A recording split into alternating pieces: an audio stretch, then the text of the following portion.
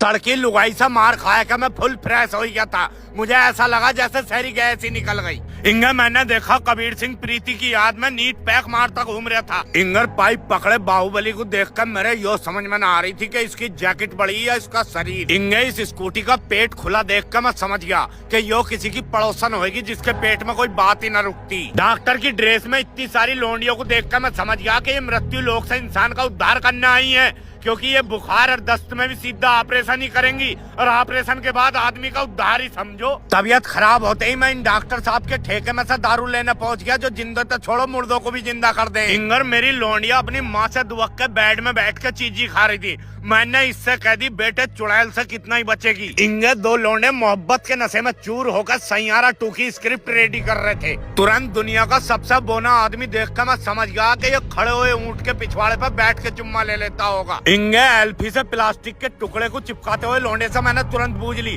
बेटे मेरा पिछवाड़ा भी चिपका देगा कि जोन सा लुगाई ने फाड़ रखा।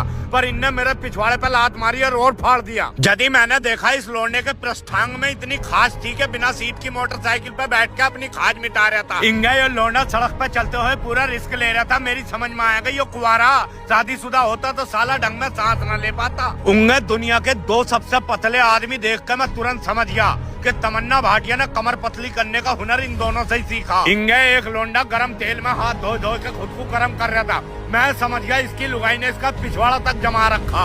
यदि मैंने देखा तो अमरेशपुरी ताऊ करण अर्जुन की माँ बहन एक करने के लिए घोड़े छोड़कर बुलेट पाए गए थे। इंगे गन्नों के ट्रक ओवरलोड गन्ना भर के आम जनता की जिंदगी खत्म करने के लिए तैयार सड़कों पर निकल चुके थे। इंगर यो लोंडा अपनी लुगाई को सही गलत समझाने की कोशिश कर रहा था। उसका मुंह समझे गंगा जी में डूब गई जो मर जा तू।